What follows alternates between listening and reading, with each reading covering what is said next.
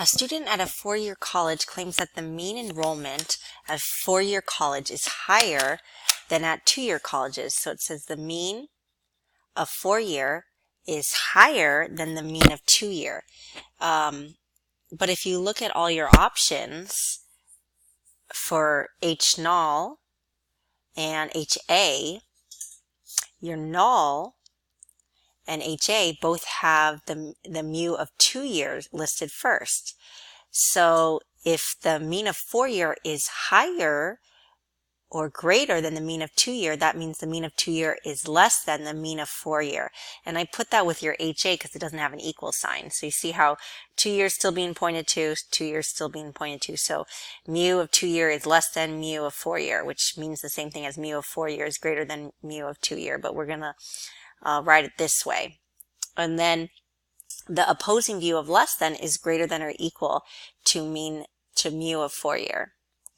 And then it says 2 surveys are conducted. So the mean enrollment, so for 2-year college, the mean enrollment, so N is 35. We surveyed 35 2-year colleges. The mean enrollment, X bar, was 5068 with a standard deviation of 4777.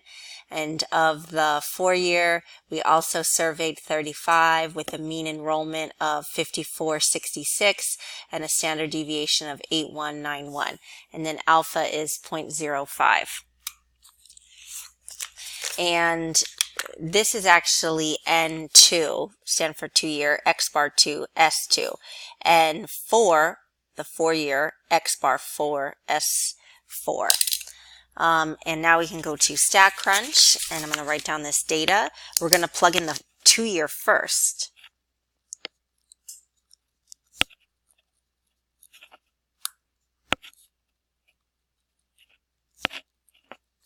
Now, when we plug this in, this is what we're going to list for 1. Okay, this is what we're going to list for sample 1. This is what we're going to list for sample 2.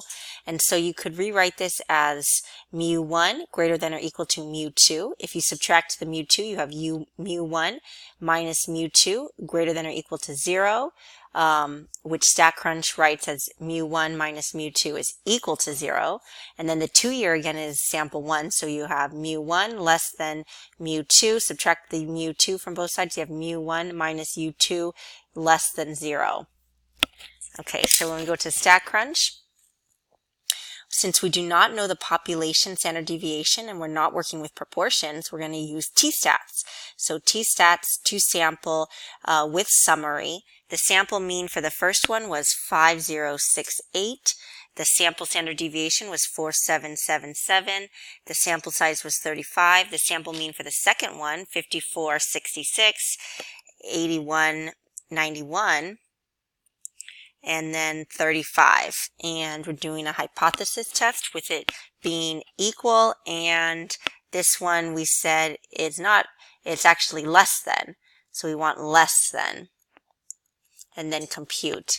And so our standard error, actually we're going to use degrees of freedom, which is 54.730241. Our t-stat, which is negative 0.248317775, and our p-value, which is 0.4024.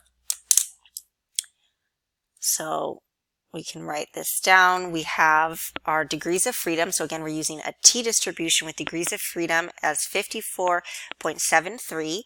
Our t-stat is negative 0.248 if it says 3 decimal places, and our p-value is 0.4024.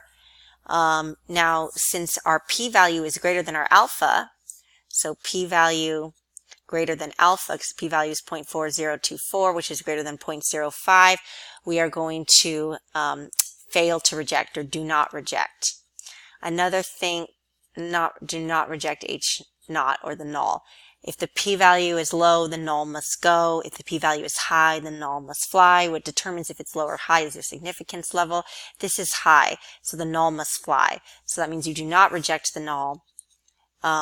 Do not reject the null, which means there is not sufficient evidence to suggest that mean of the 2-year is less than the mean of the 4-year. So there's not sufficient evidence to suggest that the mean of the 2 year is less than the mean of the 4-year.